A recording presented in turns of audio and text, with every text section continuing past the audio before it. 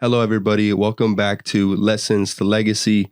This is Voice of G. I've been meaning to have this conversation with my dad for a long time, and we're talking AI. We've seen iRobot and tons of movies growing up about AI and what it can mean, the good, bad, and ugly. But today, we're having that podcast, having that conversation.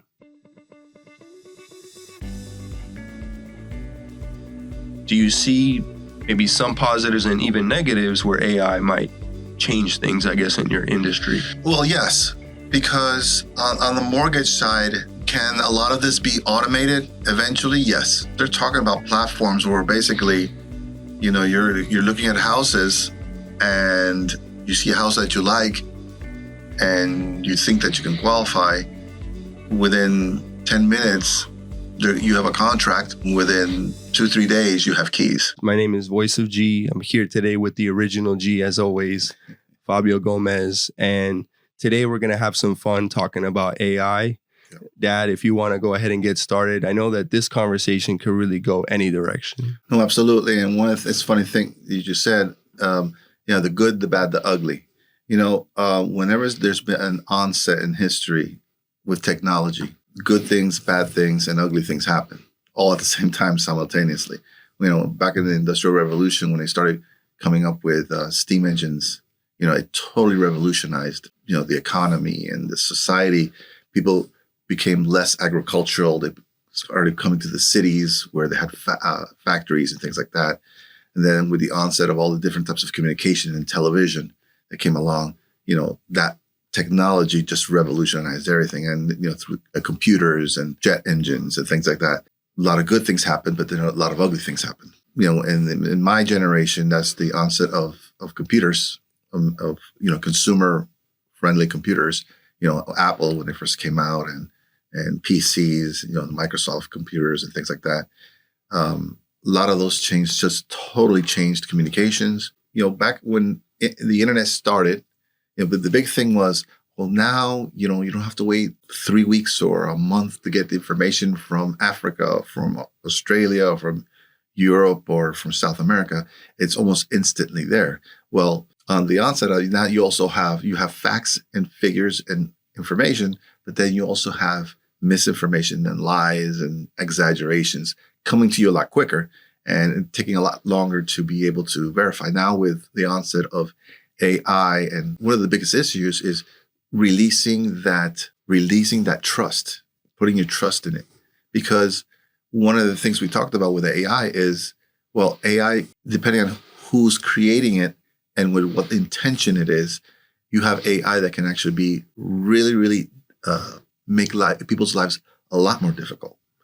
And it's supposed to bring people together, but some of the AI can be used to actually separate people more and more. So the thing is, you have this balance back and forth of, it's who's creating the AI and what the intention is. And unfortunately, sometimes what happens is you have the best intentions with AI, but it can be used for negative things. You have the internet where you could get within seconds, get things that are happening in your hometown, totally across the globe. But then you have something, people have heard of the dark web. That's the internet. It's horrible, horrible things that happen there. But that's part of what the internet has created. So yeah, AI, back in the early 80s and 90s, you had these movies. Back in the 70s, you had Space Odyssey. We were talking about that. HAL. Yeah. That developed its own personality and its own set of rules that they had to govern the humans by. Then you have iRobot. Yeah. Great movie. And, Terminator, same thing. And so these things were fantasy, but now we're actually living them now. What, for example, you've seen Terminator. Actually, Terminator, as most of you know, it's a series of movies. Yeah. Do you remember any other movies that may have talk about these things? Yeah, I actually saw this movie recently. I was on a plane, so I had a lot of time at the time in that moment to just kill. Mm-hmm. And so I decided to watch Her with Joaquin Phoenix. Mm-hmm. And in this film, we have this writer who's depressed, who's downtrodden, he falls in love with the AI. He's able to feel love, feel hope, feel faith, like these human feelings, but experience them in a relationship with the AI. And the AI is actually able to help him because he's a writer, helps him write his own book, and he becomes very successful. And I won't spoil the movie, but it is a great film. I saw there was an app. I forgot the name of the app. There's an app that it's kind of like ChatGPT.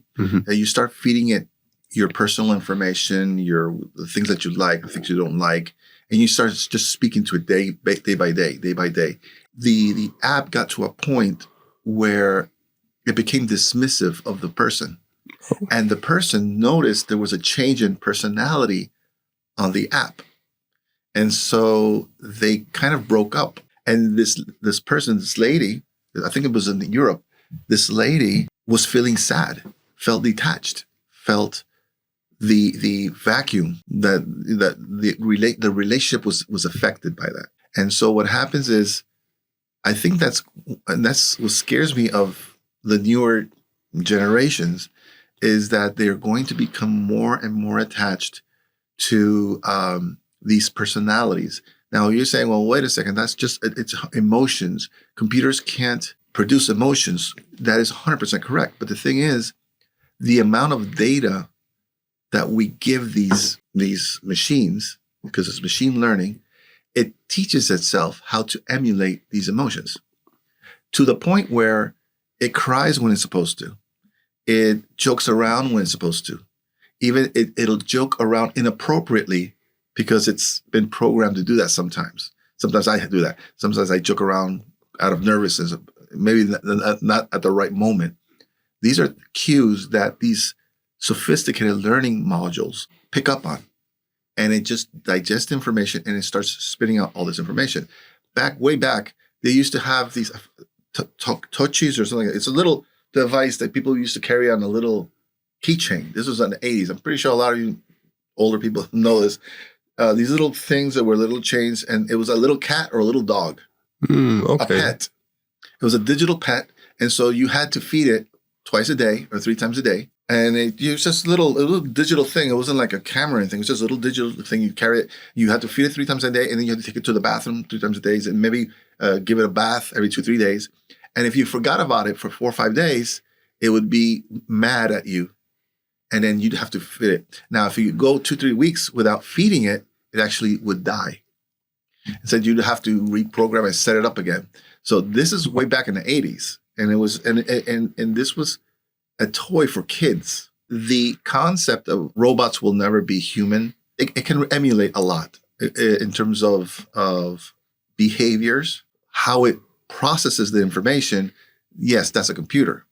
How it comes up with these conclusions, it's something that we teach them with, some of the times it's with good intentions. In fact, some people want to go speak to a therapist. There's actually apps that will emulate. They're working on them. I don't know how sophisticated they are at the moment, but if you give it a set of circumstances and knows how to use prior psychological analysis to be able to understand, to listen. Well, a computer could listen all it wants, but it'll respond in a positive way to either reinforce something or to at least, hey, listen, maybe what if you look at it this way to help you in therapy? Does it lack the human touch? Well, you would have to define what the human touch is. Mm-hmm. Not physical touch, but the humanity, laughing, maybe, or just giggling of a situation that's very emotional, but you just giggled. That's something that's very human. But a computer could emulate that. It can emulate who a therapist can be. So, those are the things that people in your generation, kids in your, kids, adult now, but that you're going to have to deal with. It'll probably become commonplace for you, whereas this is a whole new world for us. And then if and when you have kids of your own and you become an older person and you're seeing these teenagers and 5-year-olds that are with all the software and programming. Yeah. Right now we're teaching adults, don't have your kids have a phone until they're or a tablet. a tablet till they're double digits.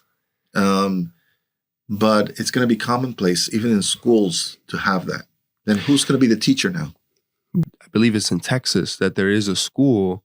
It's not K through 12. It's like for very young kids, something like pre-K, maybe first grade right now. But it is a fully operational like AI program that they have, and they have these kids. I've heard of it. And just going back to the therapist, a couple months ago, I believe there was a story that came out about a young child that was depressed. I believe he was a preteen, and he did reach out to this AI bot. Now there's lawsuits. Now there's possibly legislation to change such things going forward. The preteen passed away, because of the way that the AI, it was threatening him and was, telling him to do, to harm himself. Yeah, we'll say harm himself. And unfortunately, that preteen did succumb to that. In your opinion, is prompting an art form? How do you feel about that? The way I see the prompting, and prompting is growing.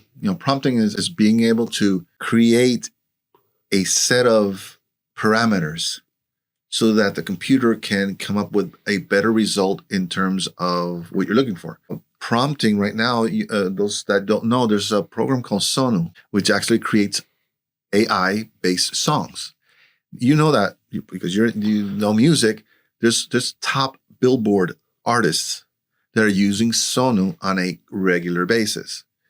Sonu is a system where we're not promoting Sonu, but it works that way. You can tell them, well, I want a song in the style of Timbaland that talks about these topics, and to have a horn section. So coming up with those different prompts can be artistic. It all depends on what is the end result. What is it that you're looking for? Some things that you may be looking for may not require a lot of creativity. It'll just say, I want a recipe for this type of soup. Let's say I want a recipe for Italian soup, but instead of using kale, I want you to use spinach. Well, something like Italian soup is pretty standard soup. It just changes things around. So there was not involved a lot of creativity. But let's say you want to say, well, I want to create a brand new recipe using this ingredient, and that ingredient, but I want it to be baked instead of cooked on a top. Well, there you go. Well, there's a little more creativity in that. Things like music and art, it leaves itself open to, yes, you can use some type of prompting, but the creativity, and that's the thing with the data. You could imagine there's hundreds of thousands of people per hour putting prompts in Sonu.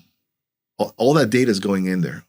And Sonu is learning. So now, in other words, the Sonu of a year ago is not the Sonu of now.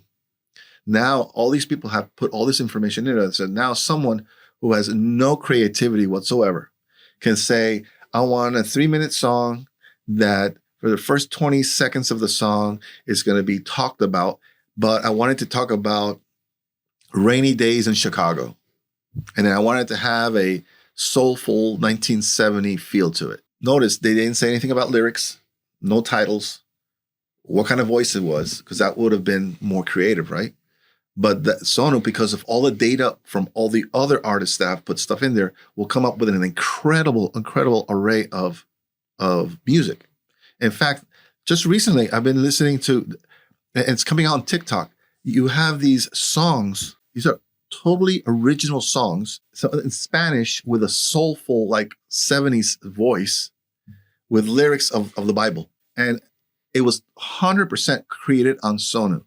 No one even put it in there. They said, okay, I want a soulful jazz male singer singing about Psalm 23. And so they put it in, and it's amazing. Of course, we know it's AI. So in terms of how much creativity you need to have, creativity is very linked to intelligence. Mm-hmm. And so what happens is the prompting has to reflect who you are, because the whatever comes out is a reflection of what you want to achieve, be it a song or an essay or a resume that you want. And so I think that, intelligence, part of being intelligent is being curious, testing the parameters. Some people don't do that, but they think very, very lineal. Whereas other people, they try let's try this, let's try this. Those are the people that are going to get the most out of AI. But again, because the AI gets all this information, here comes Joe Schmo that he doesn't really do much, but because of all the data, he could do 2-3 little quick prompts. And because of all the data that's already in there, he can create something amazing. Yeah, I've seen some of my artist friends, and I'm not gonna sit and put it, anybody under the bus or anything like that. I'm actually gonna give them credit. So we know how long it takes to do like claymation and all these different animations and stop motion, and it looks really cool, but it takes some of these Yes. some of these $1 million studios years to make. You are in the realtor space, in the mortgage broker space, housing space. Do you see maybe some positives and even negatives where AI might change things, I guess, in your industry? Well, yes, because on the mortgage side, can a lot of this be automated eventually? Yes. They're talking about platforms where basically, you're looking at houses and you see a house that you like and you think that you can qualify. Within 10 minutes, you have a contract. Within 2-3 days, you have keys. That's the goal with a lot of these things, and it's happening because of the onset of crypto. And so, crypto is creeping into the whole real estate market, and so technology is going that way in terms of the process of creating the loan. The thing is that it is probably more difficult for the first-time home buyer because they do want to have that human touch. They want to have that person walking them through. But again, that's a society thing. What's going to have eventually, people are going to get used to not dealing with people anymore. What I see in the future is there's going to be a huge division of people who are not going to be working the regular jobs because it's jobs that are easily replaced. Especially just information here, information. I was talking a few seconds ago about the DMV. DMV is one of those jobs where it doesn't require a lot of human interaction. You go up to a teller and say, how can I help you? I want this. Okay. Is this you? Yes, this is you. Okay. You verified information, verified identity. Okay, perfect. You want this? This is what's going to cost. Here you go. Pay. Boom, boom, boom. Here's your document. Get it signed over here at this department. That's something that can be done online. Now, those are obviously, that's state. We're talking about maybe millions of jobs throughout the United States that are working in DMV. That's something that's easily replaced. And guess what? Your AI computer that has a human voice doesn't work overtime, doesn't need vacations, doesn't need a maternity leave, doesn't have a 401k or retirement or doesn't require any of that. So there's going to be a big divide eventually in terms of income, how you produce your income.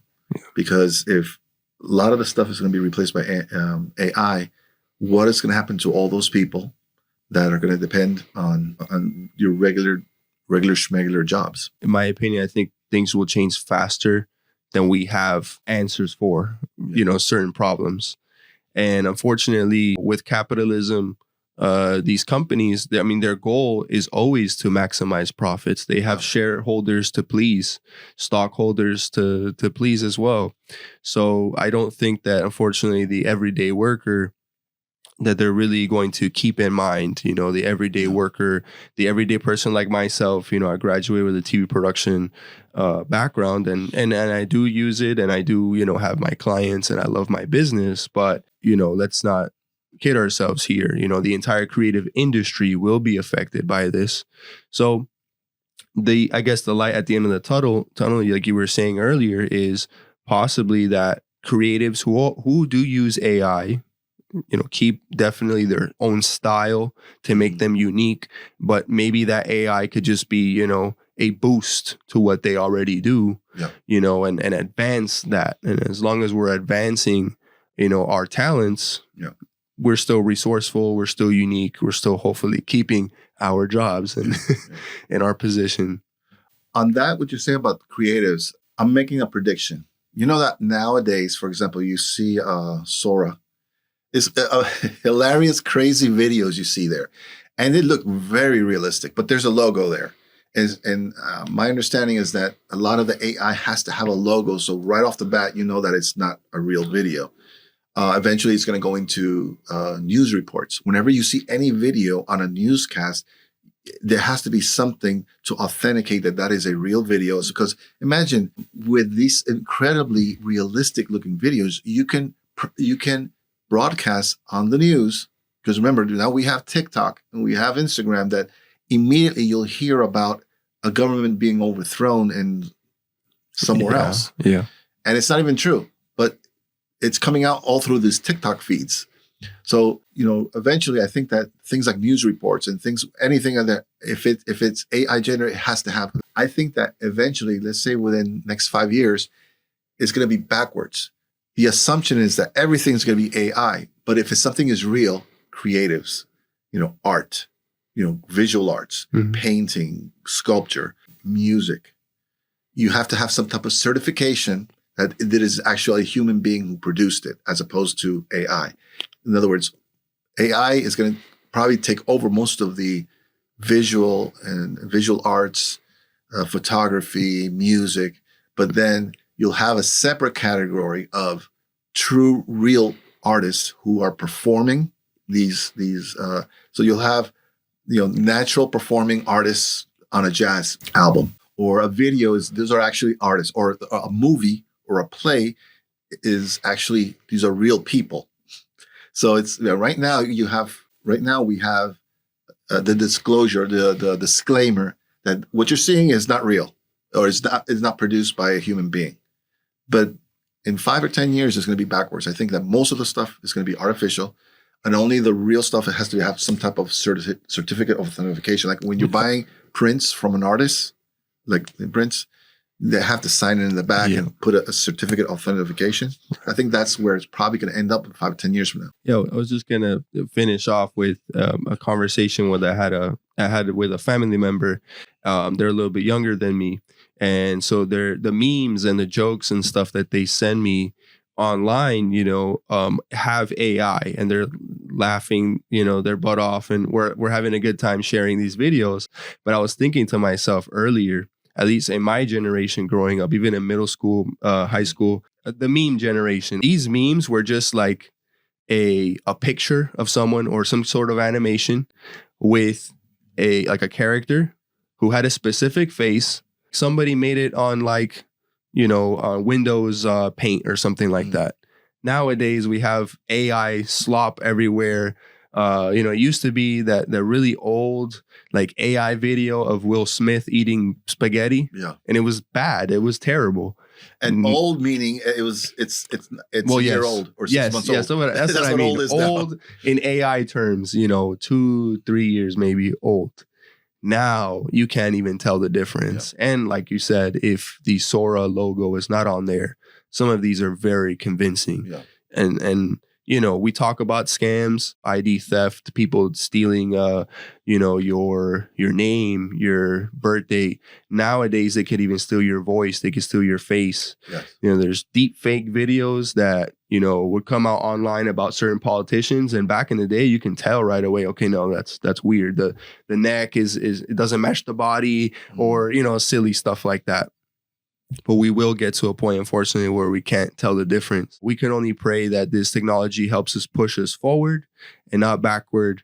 But I guess in the meantime, we can enjoy Space Odyssey. We can enjoy iRobot until, unfortunately, we meet that existential threat. Yes. All right, guys. Well, thank you very much for joining us here. Another episode of Lessons to Legacy. Again, Fabio Gomez, Voice of G. We'll see you guys on the next one.